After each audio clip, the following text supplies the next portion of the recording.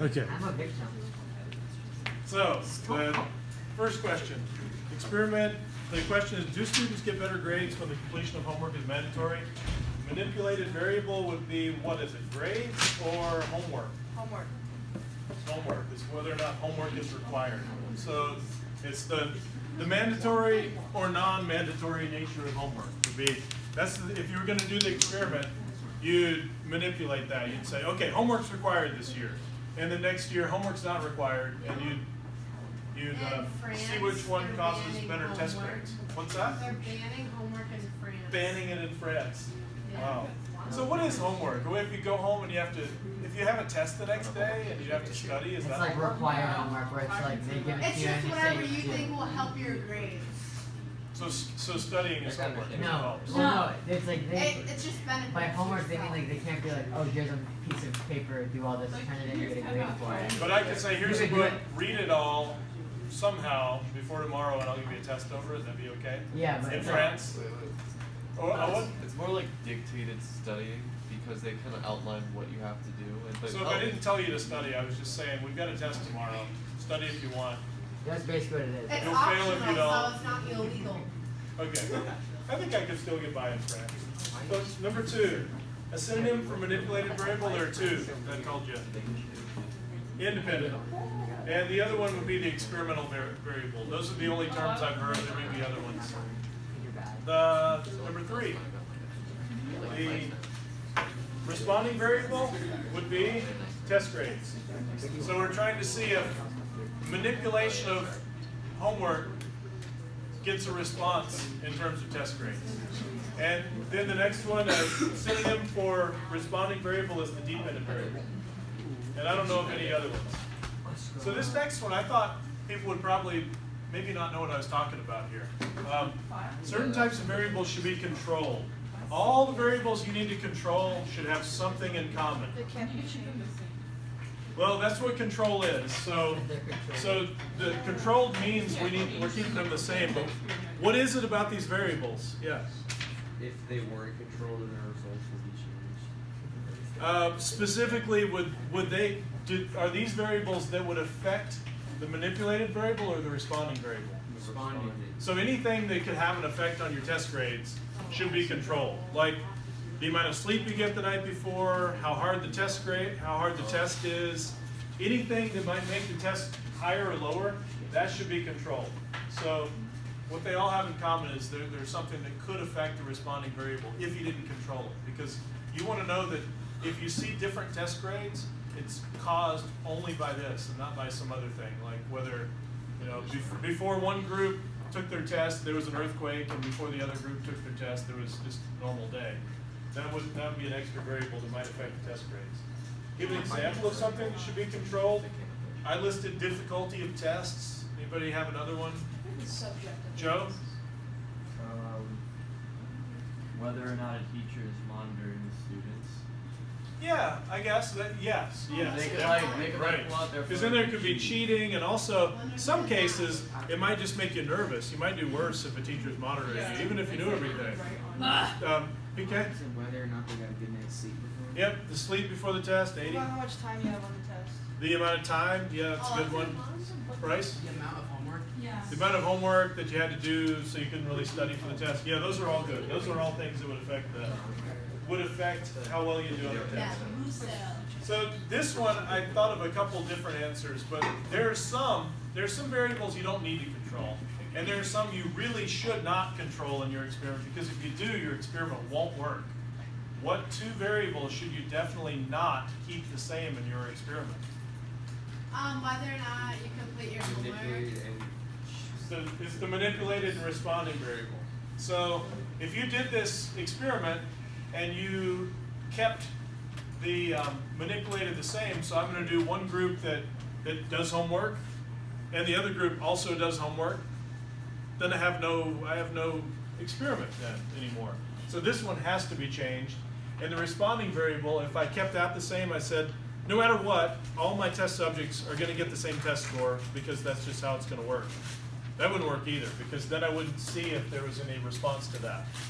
But another answer that would be okay, the things you don't have to control, are anything that's really unrelated to the responding variable. So if it's something that there's no conceivable way it should have any effect on test grade, you don't need to worry about it. The color of the insulation above these ceiling tiles, you know, I could have some people take tests with blue insulation behind the ceiling tiles. I could have some people take tests with pink insulation behind the ceiling tiles. I think that's okay because I don't see any way that those could affect that.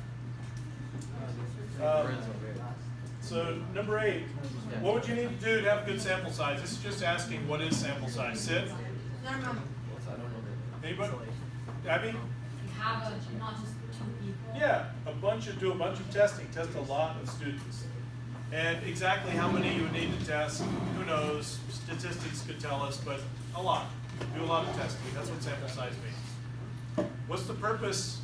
So we'll see if anybody really read the notes and understood what I was talking about. If you have a really clear protocol, meaning the protocol says step 1, put your forearm on the table. Step 2, put a block in between your fingers, spacing about 2.5 inches. Step 3, it's just super clear. Why would you have a really clear protocol, Sid? So you can get correct results and have solid evidence. That's all good, but Oh, it's because everyone does the same thing. so everyone does the same thing. So doing the same thing, is that having a good sample size? Is that eliminating bias? Is that controlling variables? Is that having a logical experiment? Which of those 4 things I just said is All of the above. it's controlling variables. What? So if you do everything the same way every time, then everybody gets exactly the same treatment and there are no variables. So if I didn't follow that protocol, and some people put their elbows down like this, and some people had their fingers this far apart, and some people use their other hands, those would all be extra variables. So really the point of having a really clear protocol and having very clear procedures is that controls variables because everything is done the same way every time. Now suppose your hypothesis is the choice to make homework mandatory does have an effect on students' grades. Is that a 1 or 2-tailed test? That's a 2-tailed test, or 2-tailed hypothesis. And a one-tailed hypothesis would look like this. A one-tailed hypothesis would be, I think if homework were mandatory, people's grades would be higher. Or it would also be a one-tailed hypothesis if I said, I think if homework were mandatory, grades would be lower. So if you choose sides, then it's a one-tailed. If you just hypothesize there's going to be some difference, and that's what I did. I said to make homework mandatory does have an effect. That effect could be to raise tests. That effect could be to lower tests. And since I haven't picked one of those, then it's 2-tailed. The 2 sides where it does have an effect, or doesn't have an effect. And that it Oh, takes no. over the side. The 2 sides are either it increases or it decreases. So now you know. That's why we're doing this. That's practice. So I mean, all of them would have. Yeah. No, that's how 2-sided works. Number 11, in addition to the quote above, so if this is a hypothesis, what's been left out of the hypothesis? The why. A logical reason for choosing the hypothesis. And you don't really need to have that. Although in real scientific studies, people don't just have the hypothesis, they have an abstract and they talk about why they think this study is worthwhile. Instead of why. Because if you want somebody to give millions of dollars, that's fine. If you want somebody to fund your research and give you millions of dollars to study this, you better show them that there's some kind of likelihood that what you're finding is really going to have some positive effect. So usually you do give a reason, although it's not absolutely necessary. You can still do a good experiment even if you didn't give a reason. Number 12, as a student conducting this experiment, if you were doing this, should you be concerned about the possibility of others suspecting that bias may have influenced the results? Yeah. Yes. And my explanation for that would be that you could benefit from having the results turning out one way or another. If you don't like homework, you might want it to you might want to skew the test so it looks like not doing homework gives people better test grades. Or if you like homework, you might want to make it turn out the other way. But anytime the person doing the test could benefit from it turning out a certain way, that's why when you hear about, the tobacco industry way back when, there was some study to see if tobacco causes cancer. And guess who's paying for a lot of those studies way back when? The government. Yes, but the tobacco companies paid for some studies. And do you trust the tobacco companies' studies? I mean, I feel like they don't want you to die because then you can't smoke their cigarettes. So it can't be that bad. Yeah. Well, that's true. Yeah. You just don't want you to die. Yeah, it's complicated. But anyway, no. After we finish. Mr. Stapleton. So number 13, what does it mean if an experiment has an N of 50? Anybody know? 50 trials? 50 trials, or 50 people took part, or 50 tests. So whatever the sampling was, you repeated that 50 times. So in your, and I'm a little unclear about what we would call the N for the experiment you all did. I would probably say it's an N of 5, and it's you would call it a 5 by 5 test since you tested 5 people on one side and 5 on the other. But a bigger N just means you've got a bigger sample. It's a numerical representation of the sample size. The significance cutoff is generally accepted as P is less than or equal to 0.05. So when you do your test, if P is 0.05, then you can say, hey, we found something significant. Or if it's less than 0.05, you can say you found something significant. Yes? For like a test, are we gonna need to know how to like calculate? All you have to do is know how to type it into the computer. So if you want to know how to do it and how it works, then take statistics from Mrs. Anthony. I'm taking swabs and stats. Yeah, and she also does statistics. So number 15, I think this is a tricky one. And if you read the notes and you really understood it, you should be able to get it right. None of these answers, Sid, put your phone up here. Just put it up here. Come on. I'll cover the lid so the people on YouTube won't see who it is that's putting the phone up there. They'll just know it's somebody named Sid out in the world, but they won't shame you in public if they run into you in the grocery store, for example. All right, good. So, thank you. So, a p-value of 0.1 means this last one, last choice.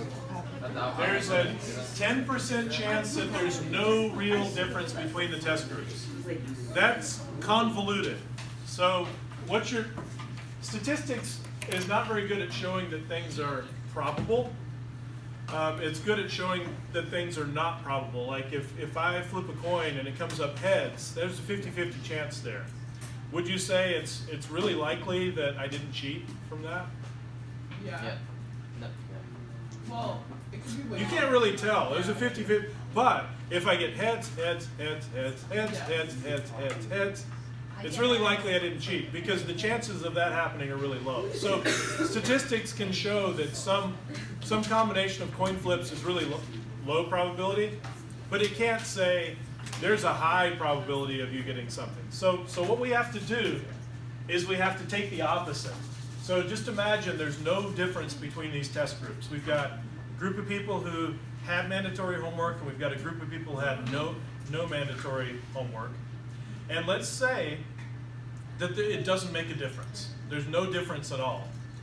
But then when we choose people from these groups and we test them, we find that, oh, these people had really high test grades and these people had really low test grades.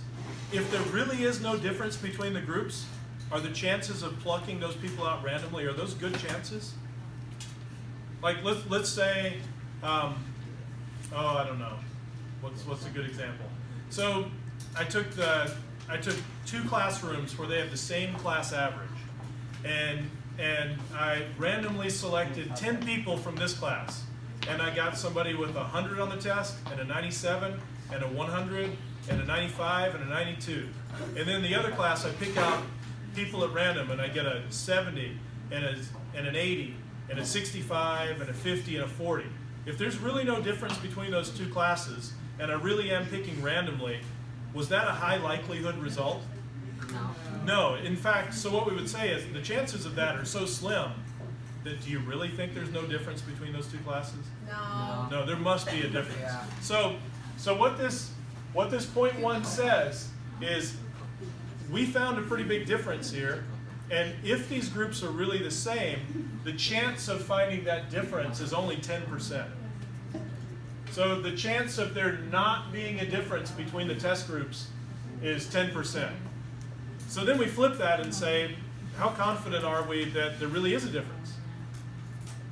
If 90%. So you can turn this on its head and say that a p-value of 0.1 kind of says we're 90% confident that there really is something going on. But in reality, it's kind of. Like you're kind of 90%. Yeah, so if Mrs. Anthony watches my video, she's gonna say, yeah, he's sort of right, because I'm trying to simplify the situation without going into a thing called a null hypothesis, Yeah, let's not go into that. which you don't want to go into. Number 16. So the car, 20 car tires have 30 psi, 20 of them have 70. Your measuring device for these first 20 says 50, and your measuring device for the second 20 says 100. So that would make it precise, but not accurate. I circled that one. Precise means consistent. You know what you did. And this is very consistent. For all the ones that were 35 psi, you got exactly 50. For all the ones that were 70, you got exactly 100. So it's very consistent, but it's wrong, so it's not accurate. So now, if you wanted to, the next question says, if you wanted to find out if temperature affects tire pressure, could you do that using this gauge? Yes. No. No. It's broken. It's literally So broken. if I have a bunch of Says your hot gauge is perfect. tires in a hot environment and tires in a cold environment, and I use my pressure gauge on them, and it said that the tires in the hotter environment had higher pressures and the tires in the colder environment had lower pressures, would those be reliable data? Yes. It makes, yeah, because it's still So you can doing do correct. that. It's just not the exact Yeah. number. So but it's still. so I would. It's not great. I would put an asterisk by this, but the answer is yes. Oh, yeah. So the gauge is precise, it's very consistent. So you would still be able to see if there are differences in pressure, you just wouldn't know the exact pressures. You'd still be able, it's like having a meter stick that doesn't really tell you exactly how tall people are, but it's really good at telling you who's taller. And very consistent in that. Number 17 is sort of iffy. It's not a great gauge. If you could go out and buy a new one that actually tells you it's accurate and precise, it'd be better. But I was trying to drive home here. What's more important in scientific testing, precision or accuracy? Accuracy. Precision. Because precision comes down to variables. If you measure the same way every time, then you're controlling a variable. You don't want the measuring device to be a variable. Number 18, Gertie, trying to answer the question, is gender determine the sports that we like? And Gertie goes around and says, okay, Eli, tell me your 2 favorite sports, and he does. And then I go over to Kayla, tell me your 2 favorite sports, and she does. And then Sid does. And so, why can you not use a test on one of these tests? Abby? Yeah, you've got to have numerical data.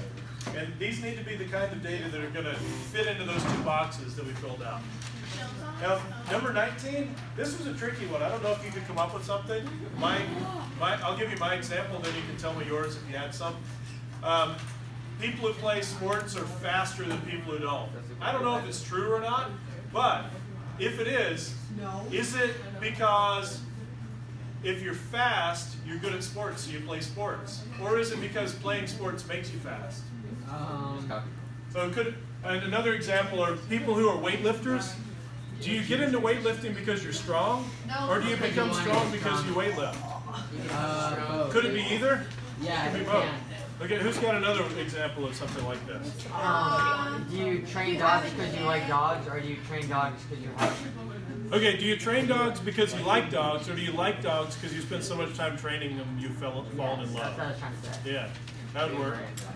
Any other ideas about Do your this? pets actually Yep. love yours as I well? said, does the food we eat affect our weight?